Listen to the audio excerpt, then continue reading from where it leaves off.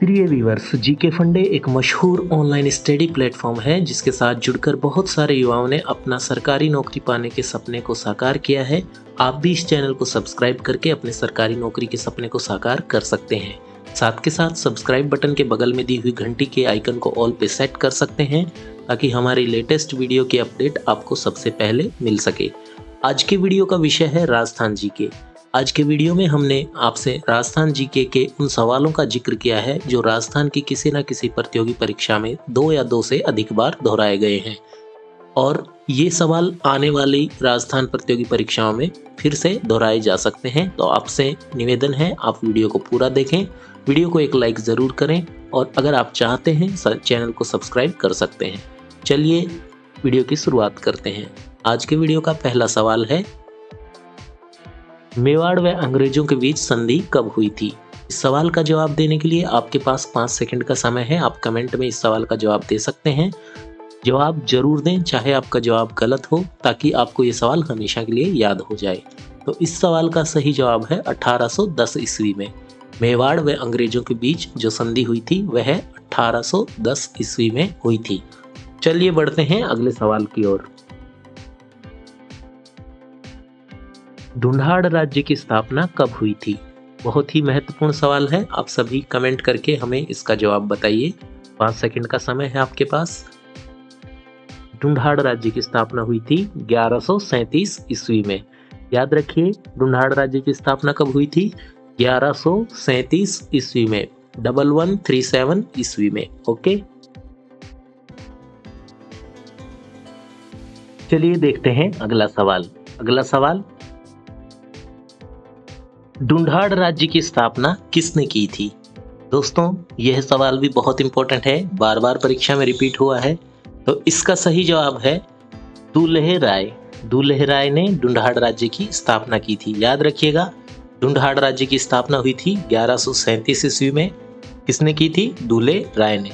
चलिए देखते हैं अगला सवाल। पृथ्वीराज रासो की रचना किसने की थी? पृथ्वीराज रासो की रचना किसने की थी? 5 सेकंड का समय है, आप कमेंट में अपना जवाब दीजिए। दोस्तों, पृथ्वीराज रासो की रचना की थी चंद्रवरदाई ने। सवाल बहुत बार रिपीट हुआ है, ध्यान से याद कर लीजिएगा। चलिए देखते हैं अगला सवाल। राजस्थान का अबुल फजल किसे कहा जाता है? बहुत ही इंपॉर्टेंट सवाल है, ध्यान से इसका जवाब दीजिए कमेंट सेक्शन में। राजस्थान का अबुल फजल किसे कहा जाता है? तो राजस्थान का अबुल फजल कहा जाता है मुहणोत नैन्सी को। याद कर लीजिएगा, राजस्थान का अबुल फजल मुहणोत नैन्सी को कहा जाता है। चलिए देखते हैं अगला सवाल।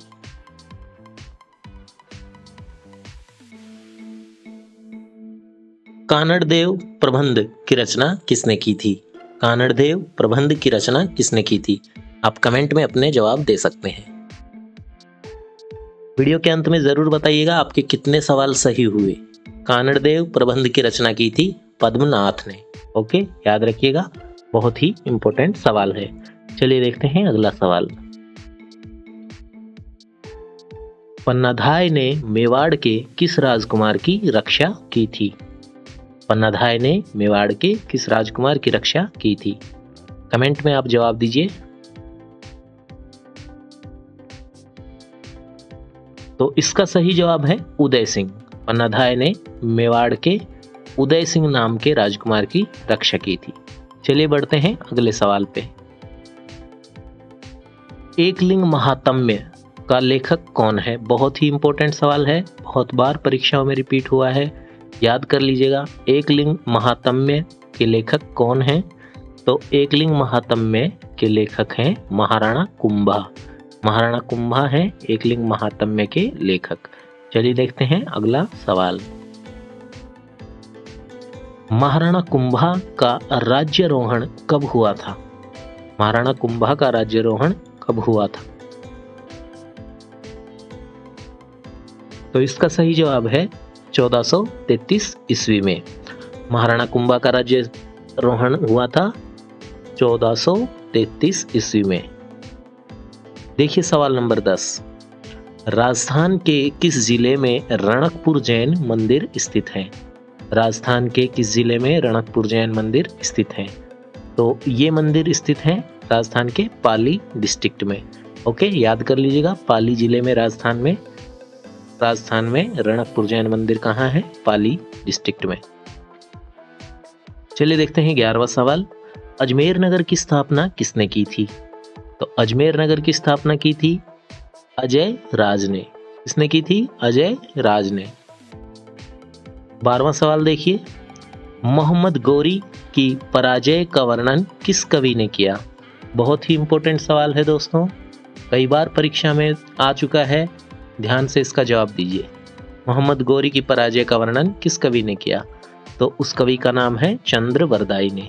ओके, चलिए देखते हैं अगला सवाल। भारत का अंतिम हिंदू शासक कौन था? ये सवाल तो आप सभी सही जवाब दे सकते हैं। चलिए कोशिश करिए, जवाब दीजिए कमेंट में। भारत का अंतिम हिंदू शासक हेमू विक्रमादित्य था। कौन था भारत का अंतिम हिंदू शासक? हेमू विक्रमादित्य। चलिए बढ़ते हैं अगले सवाल की ओर। किस प्राचीन ग्रंथ में बैराठ का उल्लेख मिलता है? बताइए, कौन से प्राचीन ग्रंथ में बैराठ का उल्लेख मिलता है? तो दोस्तों इस सवाल का सही जवाब है महाभारत में। महाभारत में बैराठ का उल्लेख किया गया है। चलिए देखते हैं अगला सवाल।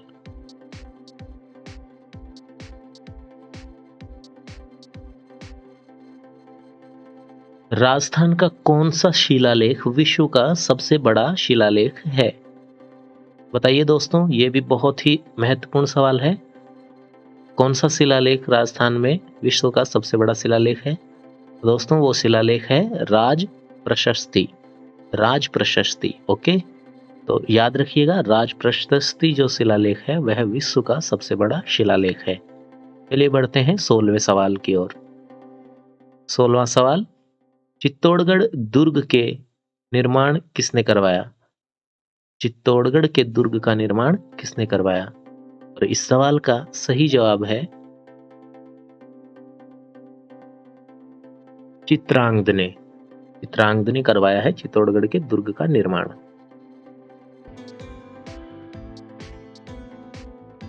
चलिए देखते हैं अगला सवाल।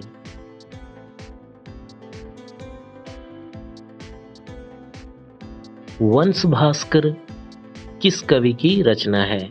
बताइए, वंश भास्कर किस कवि की रचना है? तो दोस्तों वंश भास्कर के कवि हैं सूर्यमल मिश्र। ओके, याद रखिए, सूर्यमल मिश्र वंश भास्कर के लेखक हैं। चलिए देखते हैं 18वां सवाल। मेवाड़ के किस शासक को भीष्म पितामह कहा जाता है? बहुत ही महत्वपूर्ण सवाल है, आप कमेंट में इसका जवाब दीजिए, चाहे गलत ही सही, लेकिन कमेंट करने में बिल्कुल ना हिचकिचाएं, तभी आपको ये सवाल लाइफ टाइम के लिए याद होंगे। तो मेवाड़ के शासक जिसको भीष्म पितामह कहा जाता है उनका नाम है चूड़ा। ओके, चूड़ा को मेवाड़ का भीष्म पितामह कहा जाता है। चलिए देखते हैं 19वां सवाल। किस राज्य ने सबसे पहले मुगलों के सामने समर्पण और उनका सहयोग किया? किस राज्य ने सबसे पहले मुगलों के सामने समर्पण किया और उनका सहयोग किया? तो उस राज्य का नाम है आमेर। आमेर ने सबसे पहले मुगलों का सहयोग किया और उनके सामने समर्पण किया था। याद रखिएगा, ये भी इम्पोर्टेंट सवाल है। 20वां सवाल देखते हैं। किस तिथि को हुरडा सम्मेलन हुआ था? बहुत ही इम्पोर्टेंट सवाल है दोस्तों, किस तिथि को हुरडा सम्मेलन हुआ था? तो इस सवाल का सही जवाब है 16 जुलाई 1734 में। 16 जुलाई 1734 को हुरडा सम्मेलन हुआ था। चलिए देखते हैं 21वां सवाल। बीकानेर राज्य की स्थापना किसने की थी? बताइए, बीकानेर राज्य की स्थापना किसने की थी? ये सवाल आपको हमेशा याद हो जाएगा क्योंकि इसका उत्तर बीकानेर नाम से मिलता जुलता है। तो बीका ने बीकानेर की स्थापना की थी। याद रखिएगा, राव बीका ने बीकानेर की स्थापना की थी। चलिए बढ़ते हैं 22वें सवाल की ओर। जोधपुर राज्य की स्थापना किसने की थी? तो जोधपुर राज्य की स्थापना किसने की थी आप सभी जानते हैं, आप सभी कमेंट कर सकते हैं। कब हुई थी? सॉरी, सवाल ये था कि जोधपुर की स्थापना कब हुई थी, तो ईयर बताना था और ईयर है 1459। ओके, याद रखिएगा जोधपुर की स्थापना हुई 1459 ईस्वी में। ठीक है, जोधपुर राज्य की स्थापना किसने की थी? अब उस व्यक्ति का नाम पूछा गया है जिसने जोधपुर राज्य की स्थापना की थी। तो दोस्तों ये सवाल भी आपको हमेशा के लिए याद हो जाएगा, क्योंकि जोधपुर राज्य की स्थापना की थी राव जोधा ने। ओके, चलिए बढ़ते हैं अगले सवाल की ओर। देखिए 24वां सवाल।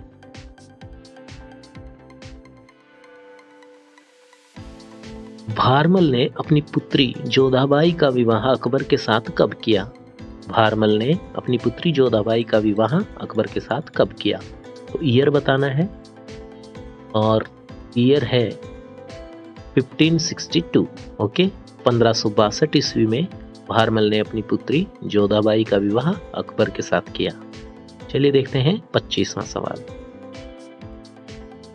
एक मुट्ठी भर बाजरे की खातिर मैं हिंदुस्तान की बादशाहत खो देता, किस शासक ने ऐसा कहा था?